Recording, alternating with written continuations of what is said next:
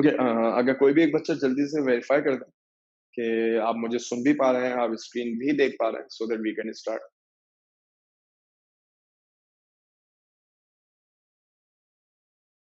जी, very good. चलें ठीक। Hello,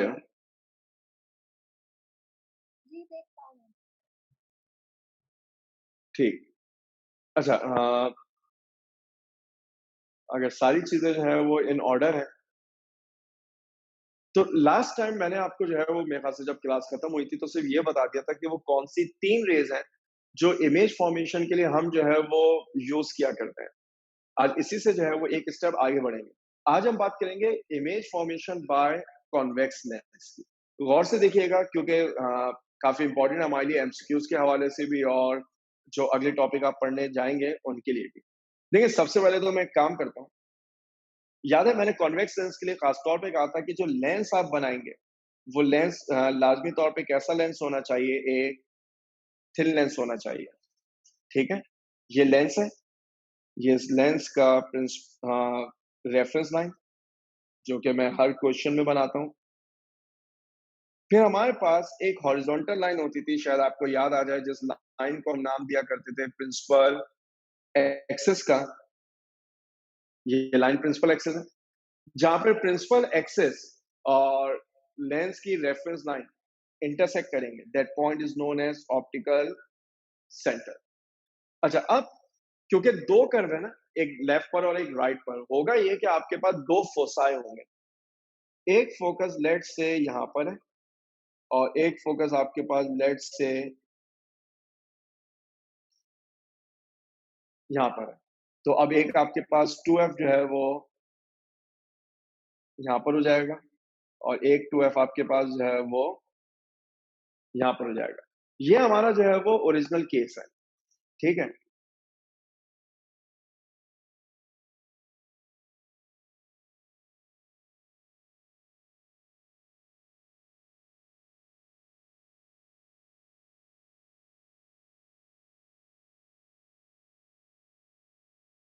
अच्छा, हो सकता है किसी को जो है वो ये बात याद हो कि अगर रेज़ इन्फिनिटी से आती है तो वेव फ्रंट प्लेन हो जाते हैं। याद है मैंने चैप्टर 9 में बात बताई थी? और वेव फ्रंट जब प्लेन हो जाते हैं तो रेज़ आपके पास एक-दूसरे की क्या बन जाती थी? पैरेलल। क्या ये बात आपको याद है? जिनको याद है वो अपने हैंड रेज़ कर लें ताकि मुझे पता चले कि याद है भी या नहीं। कि अगर रेज़ इन्फिनिटी से आ रही है तो वेव फ्रंट स्फेरिकल होंगे। चलिए, कम से कम 4 बच्चों ने हैंड रेज़ किया, इसका मतलब ये बात अब काफ़ी सारे हो गए। मैंने ये बात आपको बता रखी है, बहुत अच्छी बात है। अगर आपके पास रेज़ जो है वो इन्फिनिटी से आ रही है तो वेव फ्रंट प्लेन हो जाएँगे, रेज़ पैरेलल हो जाएँगी। तो जो पहला केस हम पढ़ेंगे, वो पहला केस होगा क्या? When object is placed at infinity. When object is placed at infinity. अच्छा, अगर आपने ऑब्जेक्ट को इन्फिनिटी पे रखा, तो रेज़ पैरेलल होंगी, आपस में भी पैरेलल होंगी, उसके साथ-साथ प्रिंसिपल एक्सिस की भी पैरेलल होंगी।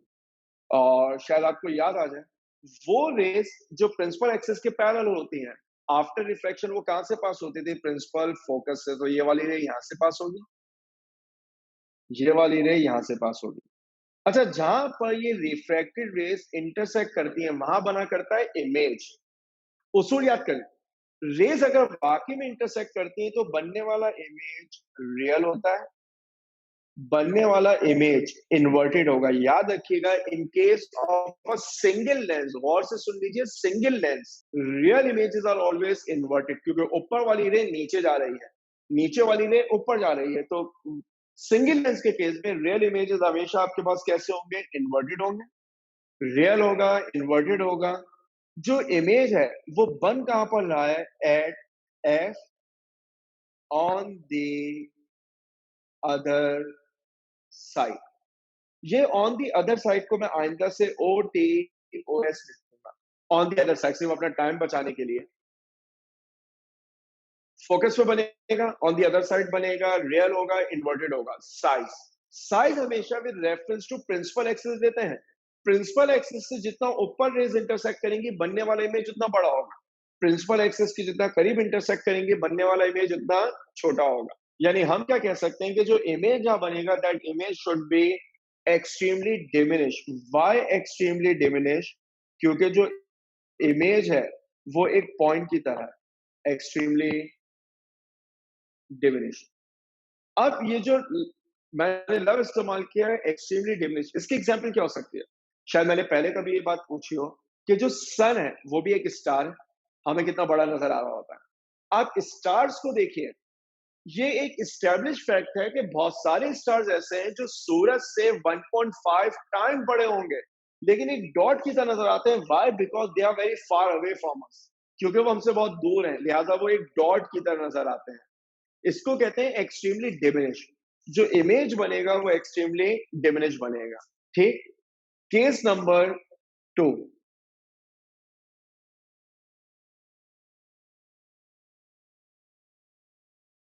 मैं सिर्फ केस नंबर 2 से पहले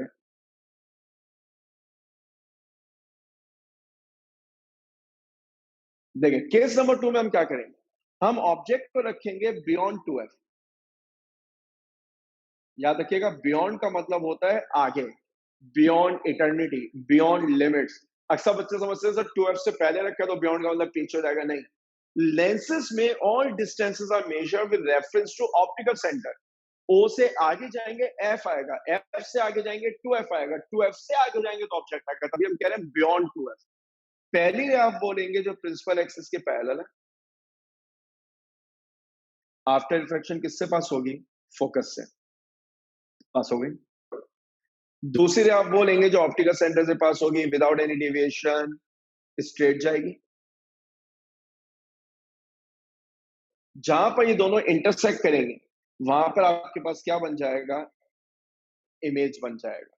ठीक। आप क्या कहेंगे? Image will form between F and 2f on the other side. Image is real.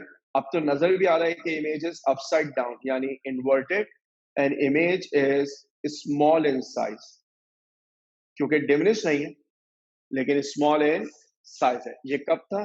When object is placed beyond 2f। अब जब बात कर लें इसके केस नंबर 3 की।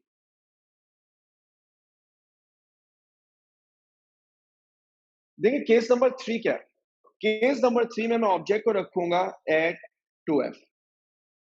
मैंने लिखा ऑब्जेक्ट इज एट 2f। ये रे डायग्राम बनाने में सबसे मुश्किल केस है, तो अगर मैं थोड़ा सा जो है वो पॉइंट को इधर उधर कर दूं तो बुरा ना मानिएगा, क्योंकि मैं कैलिब्रेट या रेस को जो है वो मैंने लेंस को मेजर करके नहीं बनाया। पहली रे आपके पास ये होगी, आफ्टर रिफ्लेक्शन इसे कहां से पास होना चाहिए? प्रिंसिपल फोकस से, यहां से पास हो गए। ठीक है। दूसरी रे वो लेने जो ऑप्टिकल सेंटर से पास होगी, जहां पर ये दोनों रेज जो है वो इंटरसेक्ट करेंगे, वहां पर आपके पास जो है वो इमेज बन जाएगा।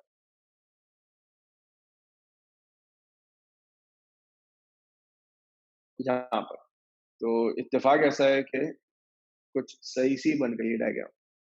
अब आप नोट क्या करेंगे? आप नोट ये करेंगे, when object is placed at 2f, image will form at 2f on the other side. Image is real, image is inverted, and image is equal in size.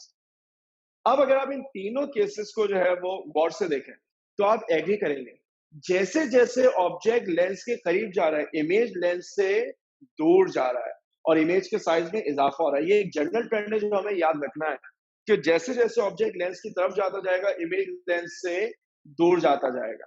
अच्छा, इसके बाद अगर हम आप चौथा केस देख लें, टोटल 6 केसेस हैं।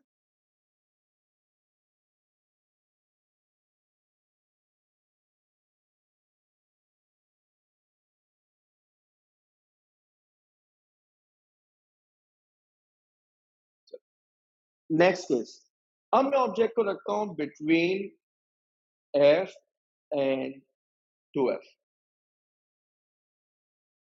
अगर मैंने ऑब्जेक्ट को बिटवीन एफ एंड 2f रखा, यानी ऑब्जेक्ट जो है वो यहाँ पर है, तो पहली रे प्रिंसिपल एक्सिस के पैरेलल, आफ्टर रिफ्लेक्शन फोकस से पास हो जाएगी। दूसरी रे ऑप्टिकल सेंटर से पास होगी। विदाउट एनी डेविएशन इस रे को जो है वो स्ट्रेट जाना है। तो ये दोनों रेज जहां पे इंटरसेक्ट करेंगे वहां पर इमेज बनना चाहिए। तो अब ये इंटरसेक्ट कर रहे हैं कहां पर, बियॉन्ड 2f। तो आप क्या लिखेंगे, image will form beyond 2f on the other side. Image is real, image is inverted, and this image is actually large in size. जो इमेज आपके पास बनेगा वो इमेज जो है वो बेसिकली लार्ज इन साइज बनेगा, पहली बात।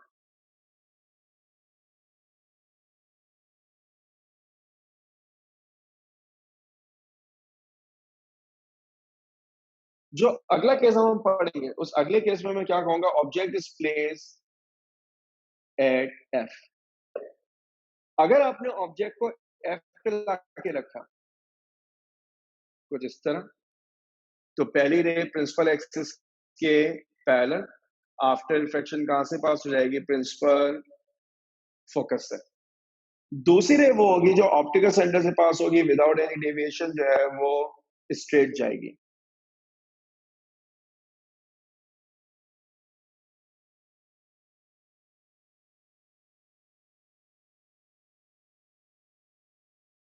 मैंने थोड़ा सा जो है वो इसका फोकस एडजस्ट कर दिया।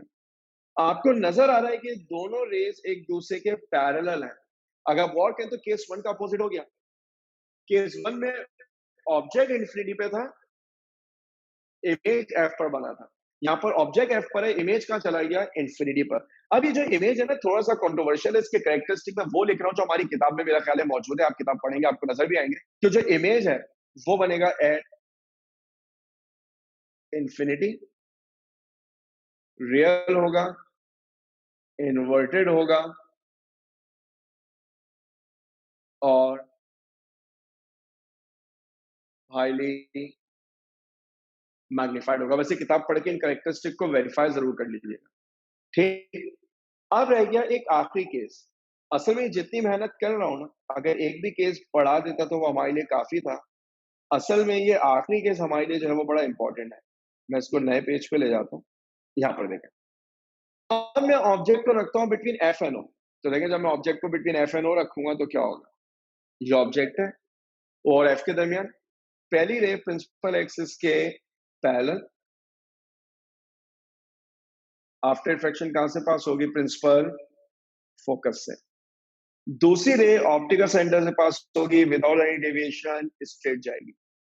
अब आपको नजर आ रहा है कि दो रेस डाइवर्जिंग है। मैं पहले ही बात बता चुका हूं कि वो रेस जो एक एंड पे डाइवर्जिंग होती हैं वो अपोजिट पे कन्वर्जिंग होती हैं। आप इन पर्पल रेस को जितना आगे ले जाएंगे वो एक दूसरे से दूर जाते जाएंगे। हम क्या करते हैं, हम इनको पीछे एक्सटेंड करते हैं। जब हम इनको पीछे एक्सटेंड करेंगे तो आपको नजर क्या आएगा, ये एक पॉइंट पे इंटरसेक्ट होती हुई नजर आएंगी कुछ इस तरह। ठीक, जहां पर ये इंटरसेक्ट करेंगे वहां क्या बन जाएगा, इमेज। और जो मैंने एक्सटेंड किया ना मैं उसको थोड़ा सा डॉटेड कर देता हूं ताकि आप जो है वो डिस्टिंग्विश कर पाए कि हमने एक्सटेंड किए।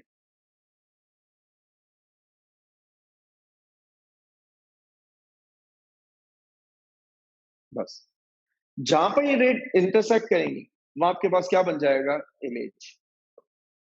तो अब आप कहेंगे when object is placed between O and F, image will form on the same side.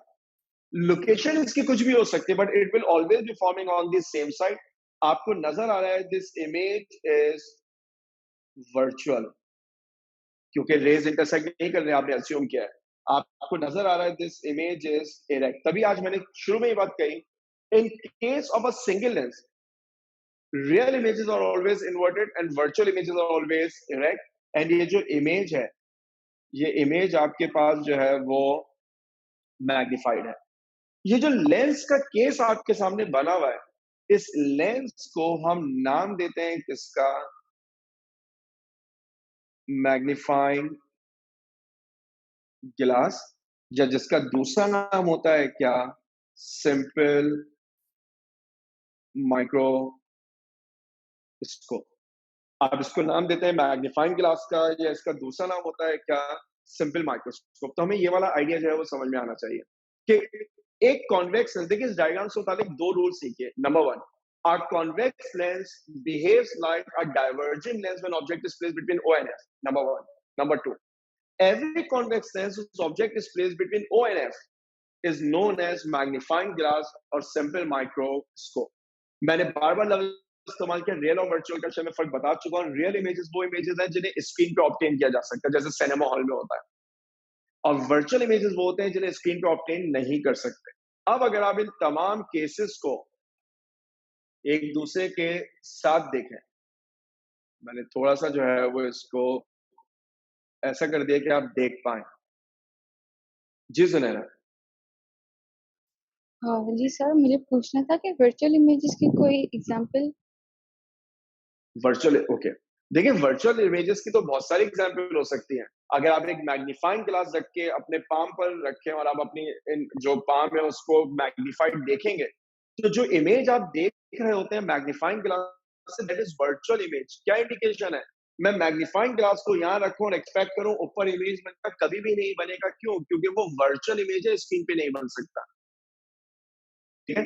Virtual image की दूसरी एग्जांपल है जो आप मिरर में अपना इमेज देखते हैं, वो भी एक वर्चुअल इमेज है। ये टेंडेंसी ऑफ ह्यूमन आई है कि आप तो वर्चुअल इमेज भी देख लेते हैं, लेकिन वर्चुअल इमेज का मतलब वो इमेजेस हैं जो स्क्रीन पे नहीं बनते। मैग्नीफाइंग ग्लास जो इमेज बनाता है वो वर्चुअल है, कंपाउंड माइक्रोस्कोप जो इमेज बनाता है वो वर्चुअल है, टेलीस्कोप बहुत सारे केसेस में जो इमेज बनाएगी वो वर्चुअल होगी, प्लेन मिरर का जो इमेज है वो वर्चुअल है।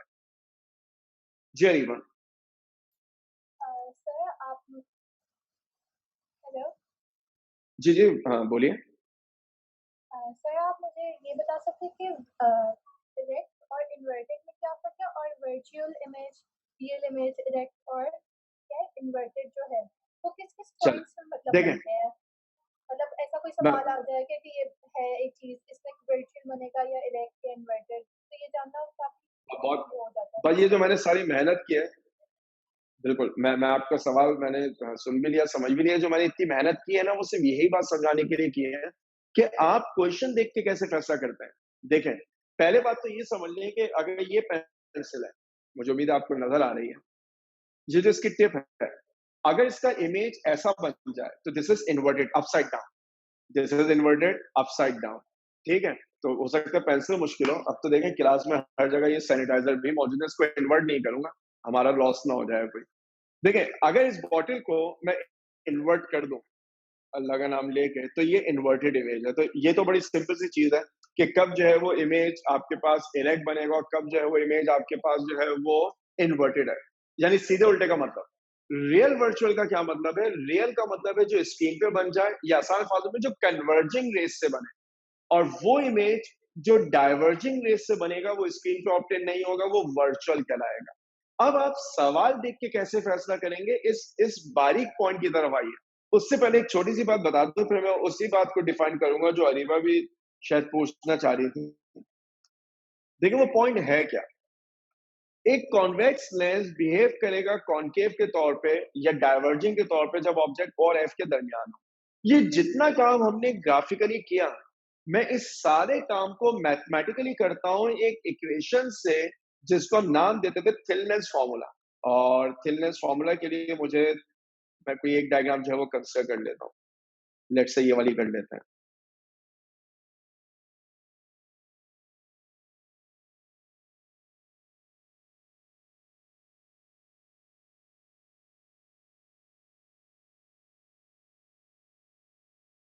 देखिए मैंने बस एक केस जो है वो पिक कर लिया, ये काम आप सबके ऊपर कर सकते थे।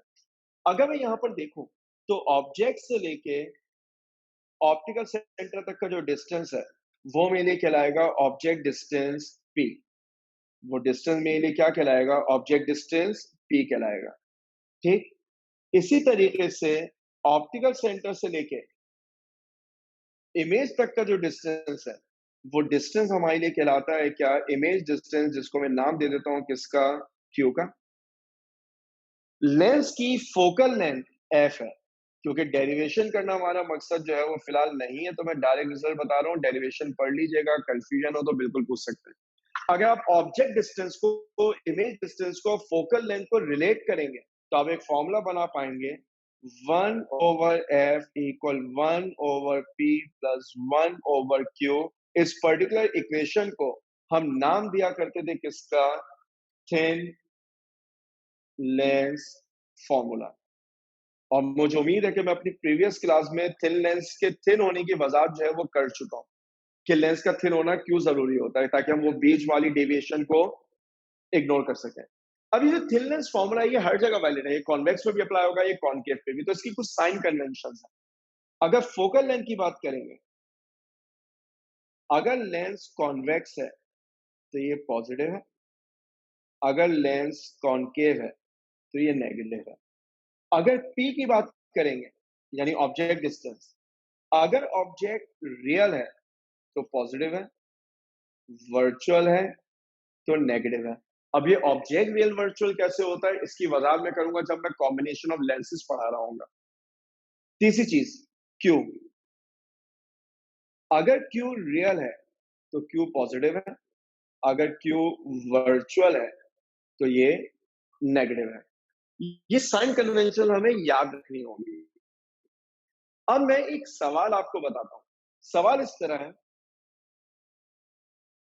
An object is placed at 30 centimeter in front of a convex lens of focal length 15 centimeter. Find the image distance. देखिए, अगर ये क्वेश्चन आपके पास पेपर में आ गया ना तो आप तो यकीन माने आपका जैकपॉट लग गया है। कोई मेहनत नहीं करनी, कुछ नहीं करना। क्यों? हो सकता है बहुत सारे बच्चे नतीजे में पहुंच भी गए हो, लेकिन मैं हुज्जत तमाम कर दूं, मैं एक दफा पहले न्यूमेरिकल वैसे सॉल्व कर दूं जैसे हम करते हैं। 1 over f is 1 over p plus 1 over q। Focal length question में कितनी गिवन है? 15। ऑब्जेक्ट डिस्टेंस कितना गिवन है? 30। तो फोकल लेंथ की जगह 15 आ गया, ऑब्जेक्ट डिस्टेंस की जगह 30 आ गया। 1 over q, 1 over q equal 1 over 15 minus 1 over 30। अब अगर एमकेट वाले बच्चे ये कहें सर ये तो एलसीएम लेना तो बड़ा ही मुश्किल काम है, कोई मुश्किल काम नहीं है। मैं अभी एलसीएम लेना नहीं सिखा रहा, मैं आपको जो है वो पाकिस्तानी तरीका सिखा देता हूँ। अगर एलसीएम लेना नहीं आता तो जब मैं कहता हूँ ना पाकिस्तानी तरीका, इसका मतलब है ज्यादा जहानत के साथ, इसका कोई दूसरा मतलब आप ना निकालें।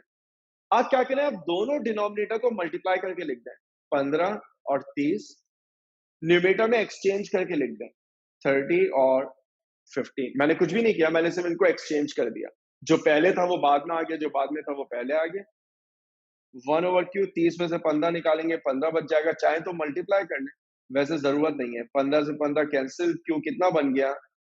30 सेंटीमीटर। अब हो सकता है आप में से कोई बच्चा उस डायरेक्ट मेथड पे पहुंच गया हो। वो डायरेक्ट मेथड क्या था? सर फोकल लेंथ है 15, ऑब्जेक्ट डिस्टेंस है 30। इसका मतलब यह है कि फोकल लेंथ f है तो ऑब्जेक्ट 2f के ऊपर रखा हुआ है। क्यों? 15 को 2 से मल्टीप्लाई करेंगे 30 बन जाएगा। और जब ऑब्जेक्ट 2f पर होता है तो इमेज भी कहां पर बनता है? 2f पर। तो अगर ऑब्जेक्ट 30 पर है तो इमेज भी कहां पर होना चाहिए? 30 पर। क्या आप ये बात समझ पा रहे हैं जो मैं कह रहा हूं? अगर समझ पा रहे हैं सिर्फ अपने हैंड रेस कर लें, क्योंकि मैं आप में से किसी को देख नहीं पाता तो मुझे आइडिया नहीं होता।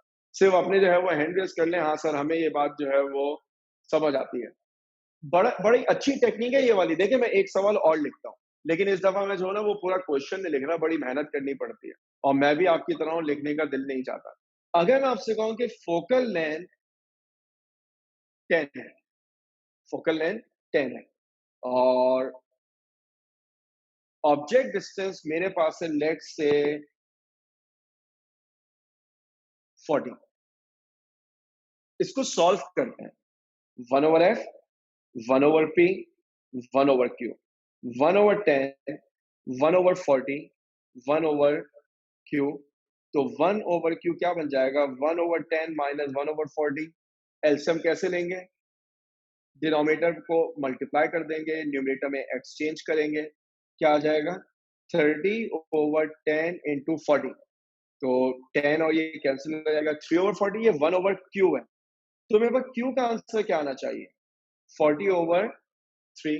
अब कम से कम इतनी तो डिवीजन जो है वो आप कर पाएंगे कि ये क्या होना चाहिए, Q इक्वल 40 को यहाँ रखेंगे, 3 को यहाँ, 3 1 इज 3, 3 3 इज 9, 1 लगाएं, डेसिमल लगाएं, 0 आ गया। तो आंसर आएगा 13.3 सेंटीमीटर। अब फर्ज करें ये क्वेश्चन है ना, ये क्वेश्चन आपके पास जो है वो एमसीक्यू था, तो आपको ऑप्शन ऐसे देते हैं, ए 5 सेंटीमीटर, बी 10 सेंटीमीटर, सी 13 सेंटीमीटर, डी 22 सेंटीमीटर। अगर ये क्वेश्चन पेपर में आ गया और आपको वो इमेज फॉर्मेशन वाली सारी बातें ध्यान में, तो जरा गौर कीजिए, ये ऑब्जेक्ट कहां पर रखा हुआ है। यानी कहां पर रखे से मेरी मुराद ये है कि एफ पर है और एफ के दरमियान है, बिटवीन एफ एंड 2F है, एट 2F है, बियॉन्ड 2F है, कहां रखा हुआ है? अगर कोई बच्चा जल्दी से बता दे कि सही ऑब्जेक्ट जो है वो यहाँ पे रखा हुआ है।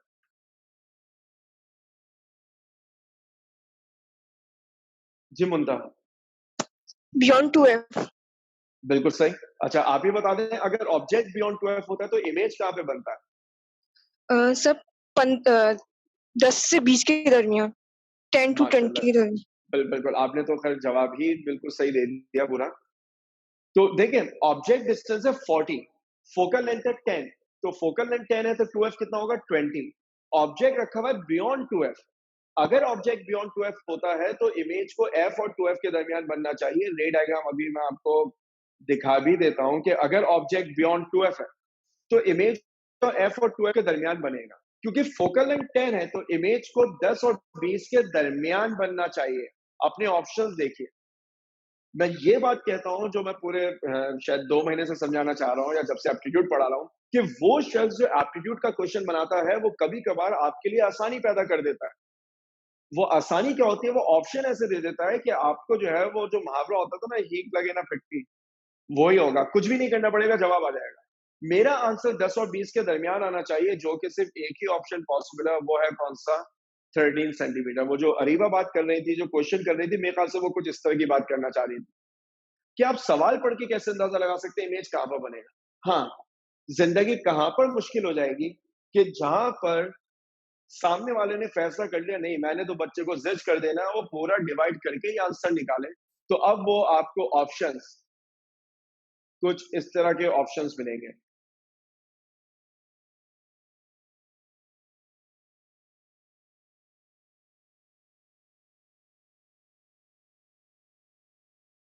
Fifteen centimetre, 16.8 centimetre, 29.9 centimetre. अब देखें, अगर उन्होंने आपको जो है वो ऐसे ऑप्शन दे दिए, 15 भी है, 16.8 भी है, तो फिर अब मेरी मजबूरी है, मुझे सॉल्व करना पड़ेगा। लेकिन अगर आप मुझसे पूछे मुझे क्वेश्चन बनाना हो ना, तो मुझे तो बच्चे का एप्टीट्यूड चेक करना है। मैं क्वेश्चन ऐसा बनाऊंगा कि बच्चा सवाल पढ़े और जवाब निकाले। हाँ, बहुत सारे न्यूमेरिकल में हम ये चाहेंगे कि बच्चा कैलकुलेशन करके आंसर निकाले, लेकिन क्योंकि सारे सवाल एक जैसे नहीं होते, तो ऐसा भी किया जा सकता है। तो मुझे उम्मीद है कि आप मेरी बात समझ पा रहे हैं कि आप क्वेश्चन को जो है वो सॉल्व कैसे करते हैं। आपको एलसीएम लेना आना चाहिए, आपको जो है वो ये बात समझ में आनी चाहिए कि कैसे क्वेश्चन को देख के भी फैसला किया जा सकता है कि इमेज को कहां पर बनना चाहिए। अब देखिए, अगर यहां तक की बात क्लियर है, तो जो अगली चीज हम पढ़ेंगे वो होगी बेसिकली आपके पास क्या, कॉम्बिनेशन ऑफ लेंसेज। और मेरा ख्याल है कि इसका हम एक पोर्शन आज पढ़ पाएंगे, अगला पोर्शन इंशाल्लाह अगली क्लास में। देखिए, कॉम्बिनेशन ऑफ लेंसेज से क्या मुराद है? आप एक से ज्यादा लेंसेज इस्तेमाल करेंगे, तो जरा कॉम्बिनेशन की बात करते हैं। पहला कॉम्बिनेशन है when lenses are at distance. आप लेंसेज को जो है वो डिस्टेंस पे रखेंगे। क्या मतलब है डिस्टेंस पे रखने का? देखिए, फर्स्ट करें मेरे पास एक लेंस ये रहा,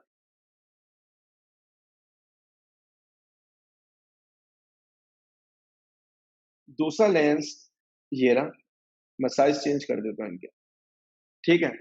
दोनों लेंसेज जो है वो कोएक्सियल है। कोएक्सियल का मतलब है कि दोनों का प्रिंसिपल एक्सिस जो है वो सेम है, या मान लिए वो लाइन ऑफ सिमेट्री हो गई लेंस की जो हम डे 1 से बनाए जा रहे हैं।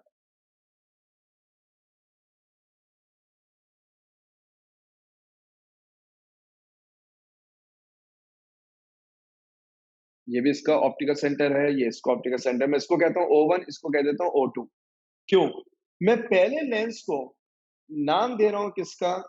लेंस 1 का। तो उसे कलर चेंज कर दूं कि आप डिस्टिंग्विश कर पाए।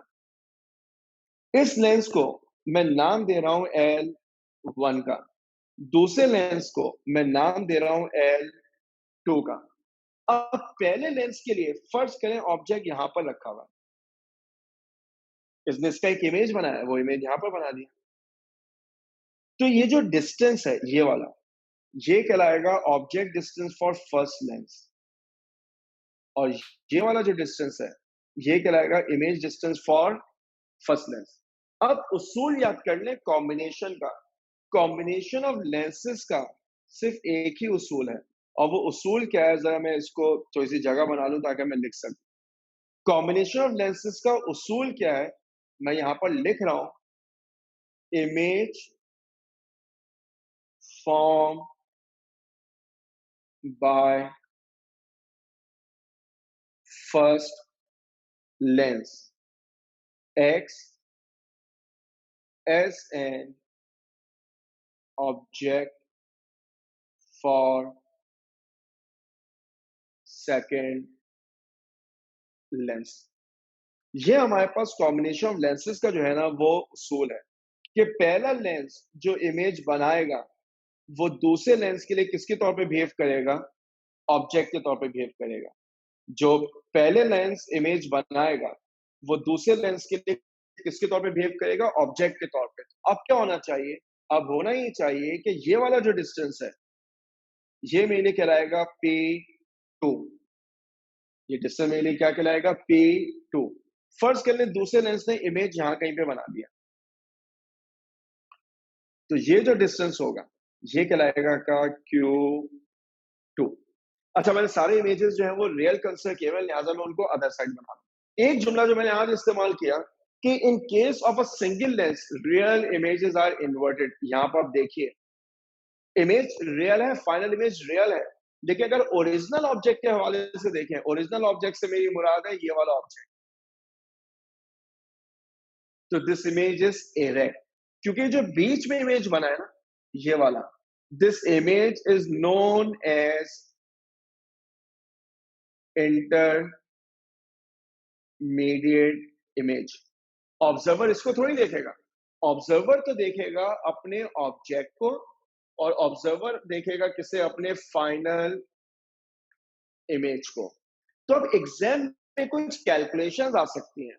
अगर कभी आपसे कहा जाए find the distance between the lenses, find the distance between the lenses का मतलब है ये वाला डिस्टेंस, तो ये एल आप कैसे निकालेंगे? मैं यहां पर लिख भी देता हूं, distance between L1 and L2। याद रहे L1 से मेरी मुराद पहला लेंस है और L2 से मेरी मुराद दूसरा लेंस है। तो ये कैसे निकालेंगे आप? Q1 प्लस P2, या आप कैसे निकालेंगे? Q1 प्लस P2 से निकालेंगे। ये एक कैलकुलेशन हो गई। दूसरी कैलकुलेशन वो आपसे कहेंगे distance between object and final image. कभी कभार वो जुमला फाइनल खा जाएंगे, लफ्ज फाइनल खा जाएंगे, उससे मुराद उनकी फाइनल इमेज ही हुआ करेगी, वो इंटरमीडिएट का जिक्र नहीं करते। ठीक है, कैसे निकालेंगे? डायग्राम को देखिए, मैं डिस्टेंस को d कह देता हूं, ये बराबर होगा P1 plus Q1 plus P2 plus Q2। आप एग्री करेंगे सर, ये जो Q1 प्लस P2 है मैं इसको रिप्लेस कर सकता हूं किससे? L से। तो मेरे पास d किसके बराबर हो जाएगा? d बराबर हो जाएगा किसके? P1 plus L plus Q2। ठीक, ये आपके पास जो है वो एक और कैलकुलेशन होगी। फिर कभी कभार वो सवाल आपसे कहेंगे पोजीशन ऑफ फाइनल इमेज। अगर मुझे पोजीशन ऑफ फाइनल इमेज चाहिए तो पोजीशन ऑफ फाइनल इमेज दो तरीकों से निकलती है विद रिस्पेक्ट टू लेंस 2, जिसको मैं Q2 का नाम दे रहा हूं। अगर आप इस डायग्राम पे वापस आ जाए तो वो जो येलो कलर से मैंने फाइनल इमेज हाईलाइट किया हुआ है, उसकी position with reference to L2 तो Q2 है। कोई बता सकता है विद रेफरेंस टू L1 कैसे निकालूं? अगर मुझे पोजीशन ऑफ फाइनल इमेज चाहिए विद रेफरेंस टू L1 कैसे निकालूं?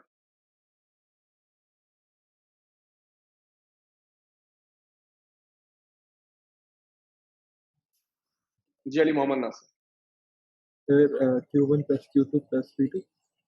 बिल्कुल सही। आप क्या कहेंगे? आप यहाँ पर लिखेंगे विद रिस्पेक्ट टू L1, और विद रिस्पेक्ट टू L1 वो क्या होना चाहिए? विद रिस्पेक्ट टू L1 होना चाहिए Q1 plus P2 plus Q2। आपको दोबारा याद आएगा सर, ये दोनों चीजें L के बराबर है, तो ये क्या बन जाएगा? L plus Q2। एक न्यूमेरिकल किताब के अंदर मूनलाइट का न्यूमेरिकल है, आइदर प्रॉब्लम 6 और प्रॉब्लम 7, वहां पर हम ये फॉर्मूला यूज भी करेंगे। अब सिर्फ एक बात समझ लें, मैंने तमाम कैलकुलेशन रियल इमेजेस के लिए की है। अगर ये वर्चुअल भी हो गए ना, आपने आपने घबराना नहीं है। बस ये वो काम है जो मेरे ख्याल से पाकिस्तानी अब 2 साल से कर रहे हैं, तो थोड़े दिन और करें। घबराना नहीं है। और क्या नहीं घबराना, अगर इमेज वर्चुअल है तो सिर्फ उसकी वैल्यू को नेगेटिव में पुट कर दें। भाई अगर आप इस आखिरी क्वेश्चन को देखें, विद रिस्पेक्ट टू L1 में मैंने क्या लिखा? L plus Q2। अगर ये इमेज वर्चुअल होता तो ये राइट की बजाय लेफ्ट पर बनता, मुझे L में से Q2 माइनस करना पड़ता। ठीक, यानी मैं जो बात कहना चाह रहा हूं, मैं इस डायग्राम को खराब नहीं करना चाहता, तो मैं सिर्फ ऐसे ही सरसरी तौर पर समझा देता हूं। अगर ये फाइनल इमेज यहां बनता तो ये डिस्टेंस निकालने के लिए मुझे L में से Q2 माइनस करना पड़ता, और Q2 माइनस करने का मतलब है आप L प्लस Q2 में Q2 को नेगेटिव पुट कर दें, क्योंकि वर्चुअल इमेज है। लिहाजा जो काम मैंने आपको बताया उसके लिए रियल वर्चुअल के चक्कर में ना पड़े। अगर रियल है तो पॉजिटिव पुट कर दें, वर्चुअल है तो नेगेटिव पुट कर दें। तो ये आज हमने बात कर ली कॉम्बिनेशन ऑफ लेंसेज की, कब? When they are placed at a distance. जो हमारा अगला काम होगा वो अगला काम होगा combination of lenses when they are placed in contact, जो इंशाल्लाह अगली क्लास में बताऊंगा। जली मोहम्मद नासिर, सर ये मेरे नोट्स 2-3 हफ्ते तक खोलूंगा नहीं, फिर मुझे ये चीज़ याद नहीं रहेगी। ये जो आपने कहा आप लिख देते हैं इस कौन कौन सी वाली बात? अगर अच्छा वर्चुअल ये होगी तो? सही, तो जी सर, मैं यहाँ पर जो है वो लिख भी देता हूँ। शुक्रिया if sir. image is virtual, then Q2 will be in negative। और नेगेटिव का मतलब क्या हो जाएगा? L plus minus Q2, ultimately L minus Q2 बन जाएगा। ठीक, तो ये वाली बात जो है वो आपने ध्यान में रखनी है। अगर किसी बच्चे के जहन में कोई जो है वो कोई क्वेश्चन है, अब आप जो है वो बिल्कुल पूछ सकते हैं। जी अली भाई। सर टेस्ट कब डिस्कस करेंगे? हाँ, टेस्ट में इंशाल्लाह वेडनेसडे को जो है वो बिल्कुल डिस्कस करूंगा। ठीक है जी निम्न।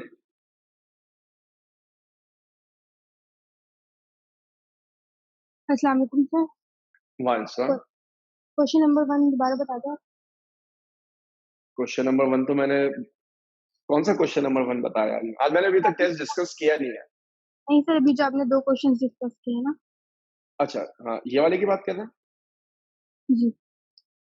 अच्छा, इसमें मैं ये कह रहा था कि कोई ऑब्जेक्ट जो है वो 30 सेंटीमीटर पे रखा हुआ और फोकल लेंथ कितनी है? 15। तो क्या मैं कह सकता हूँ ऑब्जेक्ट 12 के ऊपर रखा हुआ? जी। और अगर ऑब्जेक्ट 12 पे रखा हो तो इमेज भी कहां पर बनता है? 12 पे। तो इसका मतलब है कि अगर ऑब्जेक्ट डिस्टेंस जो है वो 30 है तो इमेज डिस्टेंस भी कितना हो जाएगा? 30 हो जाएगा। आपने कैलकुलेशन से भी 30 निकाला था। बात क्लियर हो रही है? जी। ठीक।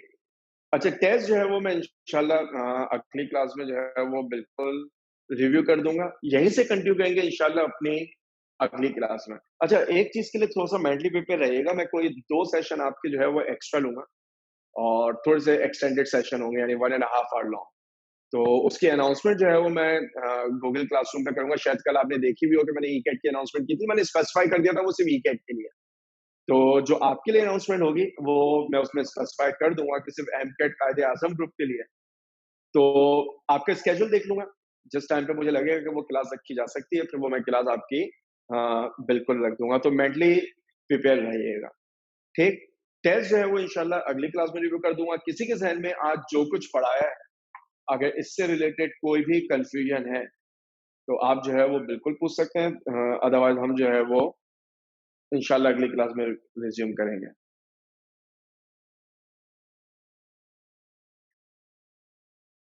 Okay, so I will resume from here in next class.